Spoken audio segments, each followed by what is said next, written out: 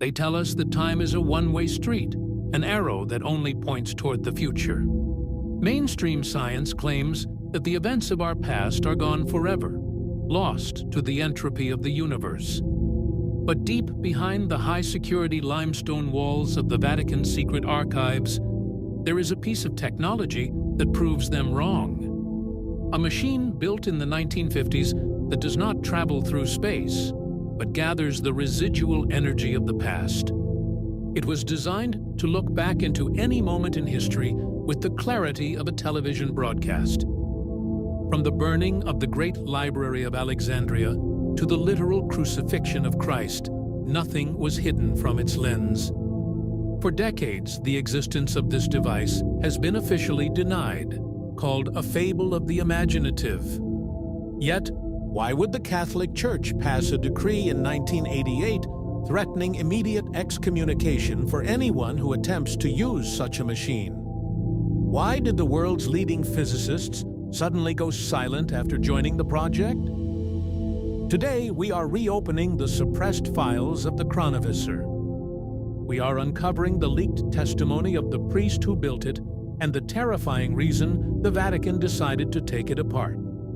History is a curated lie, but for those with the Chronovisor, the past was never truly gone. Welcome to the archive.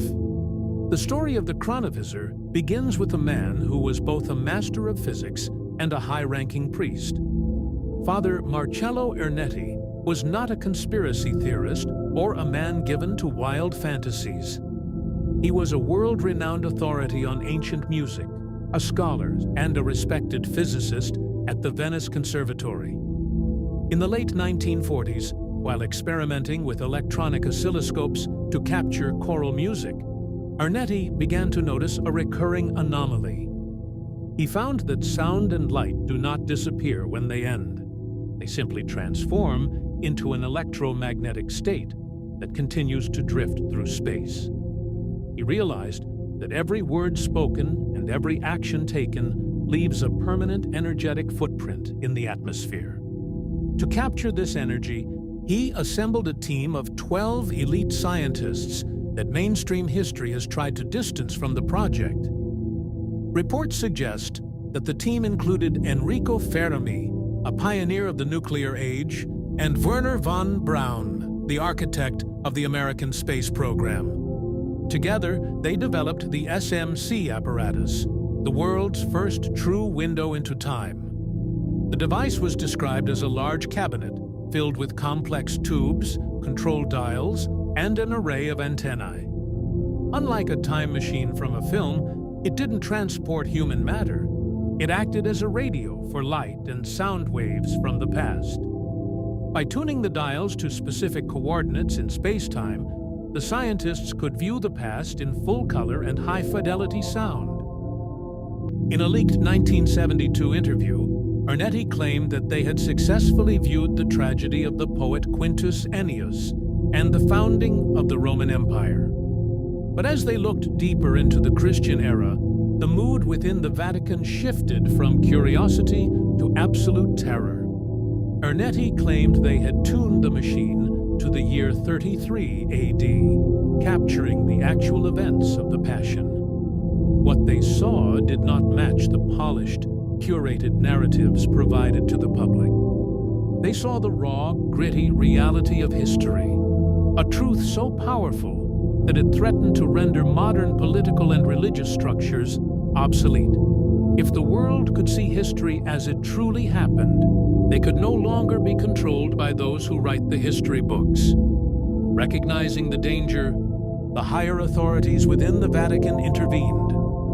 A team was ordered to cease operations, and the Chronovisor was dismantled, its components hidden in the deepest subterranean vaults beneath Rome. They told the world that the machine was a fraud, and that Ernetti had hallucinated the entire discovery. But here is the detail that the official excavation of his reputation refuses to mention. In 1994, Ernetti issued a deathbed confession, confirmed by his closest colleagues, stating that the machine was real. He warned that humanity was too spiritually immature to hold such a weapon, and that the Vatican's secrecy was a tactical survival mechanism. In 2024, whistleblowers from within the Vatican Infrastructure Department reported seeing something that shouldn't exist. They described a restricted wing near the Tower of the Winds, where a high-tech cooling system has been installed for a singular, isolated laboratory. They claim that the modern church has not just kept the Chronovisor, they have upgraded it. By utilizing high-powered server racks and quantum processing, they have reportedly automated the machine to track current global timelines. The prophecy of the popes and other secretive documents suggest that the Vatican is no longer looking back. They are looking ahead. Seismic and electromagnetic sensors in the surrounding city of Rome have recorded strange, localized disturbances originating from these restricted coordinates. It is a specific vibration that matches the Sakina frequency we have identified in the mountains of Midian and the depths of the Dead Sea. Is it possible that the Vatican is using this technology to manage the end of the current age? Official records have been sanitized, but the shadow of the machine remains over the city of Seven Hills. If the world's elite can view the past, then our present is merely a scripted event they have already observed. They know that the energy of the past cannot be deleted, only hidden. We are living on top of an archive that sees everything we have ever done and everything we have yet to do. The ground is vibrating, and the light of the chronovisor is beginning to seep through the cracks of the stone. Whatever they have seen in the future, it is why the vaults remain closed today. Are we looking at our destiny or a timeline they have selected for us?